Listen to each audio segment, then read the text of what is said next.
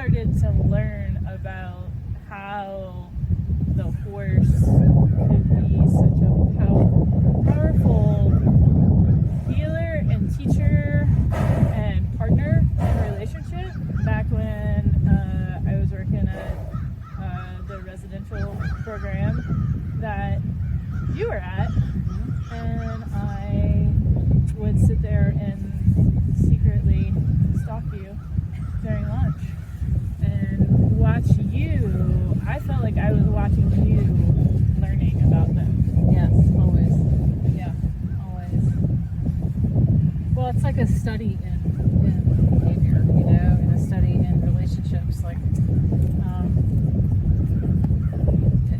curiosity is a big thing, and like watching them together and figuring out like how I can be with them in a way that is respectful on both of our ends. Like I respect them and their horses, and that everything means something. And so I'm always thinking about like my messaging to them, because I want to respect the fact that they're a horse, and then I also want them to respect the fact that I'm not a horse, that I'm a human. And so it's teaching them about being in different types of relationships, because that she can be kind of pushy, and that can be dangerous for us. But I don't want to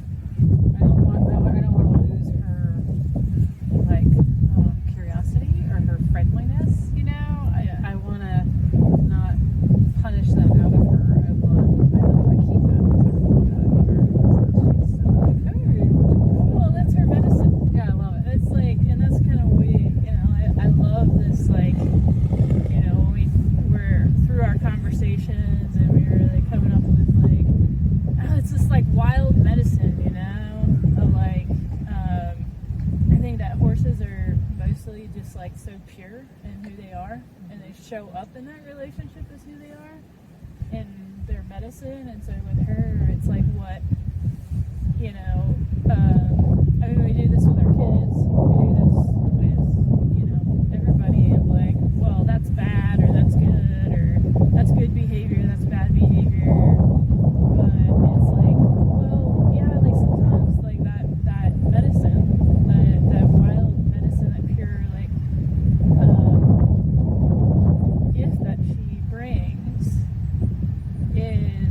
can be dangerous, but it's also like, how do we nurture that? How do we like take care of that to make sure that she is able to understand when and how to use it in a good way, in a balanced way. Yeah, I think that's like a big thing that I like to do with horses is like look at who they are, right? Like watch them, like see what they bring, because I think just like people, they bring something different, everybody, right? And so, Bailey, that like curiosity, that like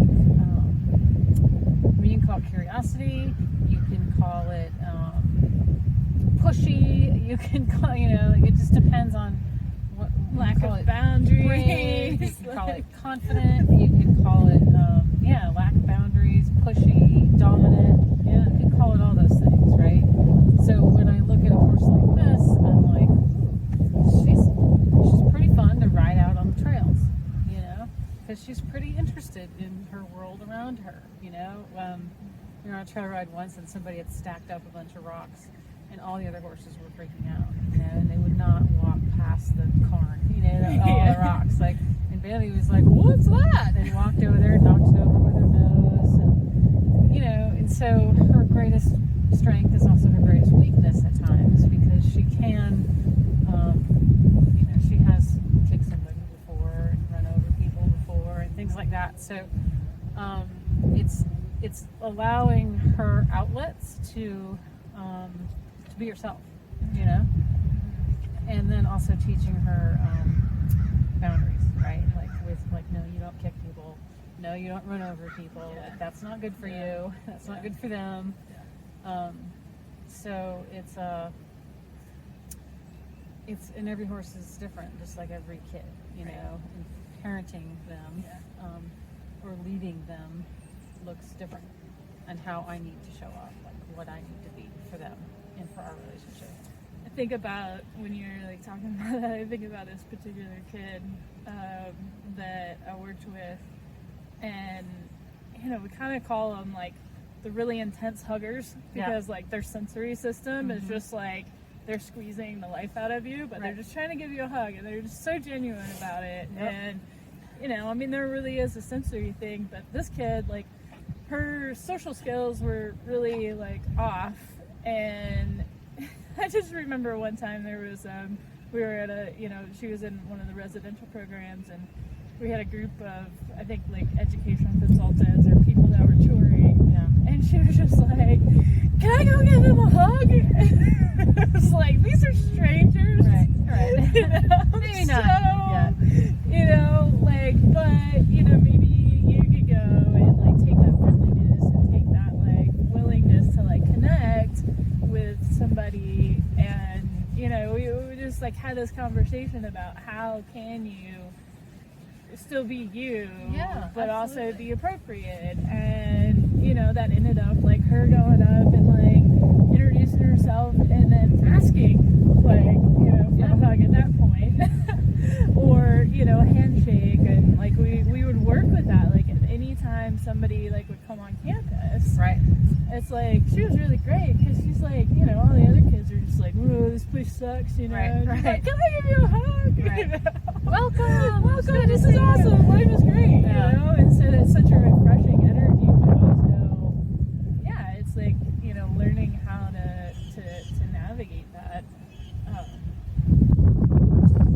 and to not squash that, to not be like, no, you can't hug, you know, like that's bad, which I think is what we do.